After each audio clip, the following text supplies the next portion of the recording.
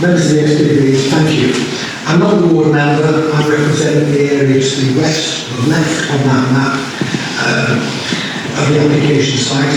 That's really part of the site inspection and that's the area that will get flooded. So I should really support this application, but I don't. I can't argue against the construction aspects of the scheme, as I'm not a structural engineer. I can and will argue against the environmental aspects, which even this report accepts are dire.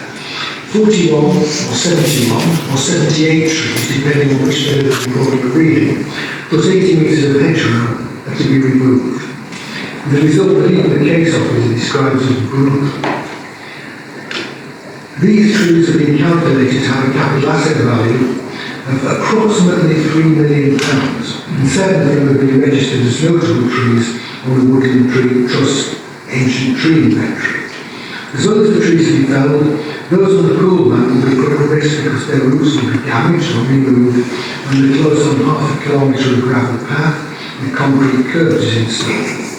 Added to all this, the proposal to mitigate these losses by replacing planting on a site in Greater Manchester is an insult. If this scheme goes ahead, Cheshire East Council will forever be remembered in Poynton as the people who use the government regulation as the excuse to rip the arboreal clothing, the tree cover, off their park.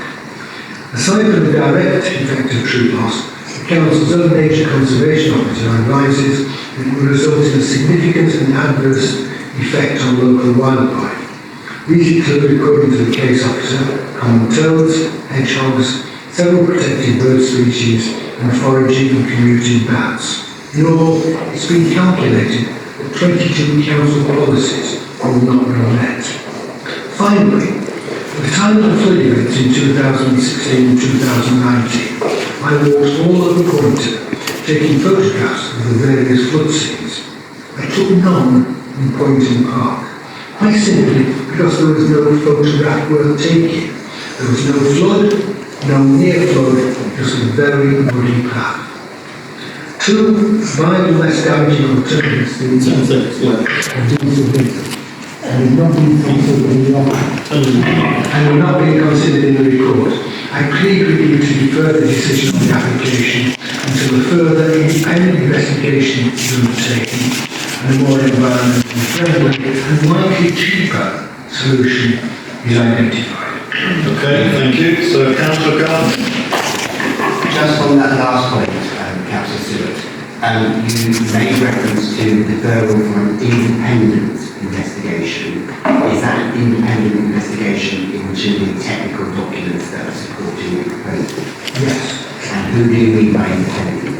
I have no idea who would be. I'm not suggesting that you name the person. I'm merely suggesting, are you saying something that we're out with the council? I think you will hear further evidence on that in the structural engineer who is representing Poynton Group. Okay, I wait that and anticipate that to hear. Thank you.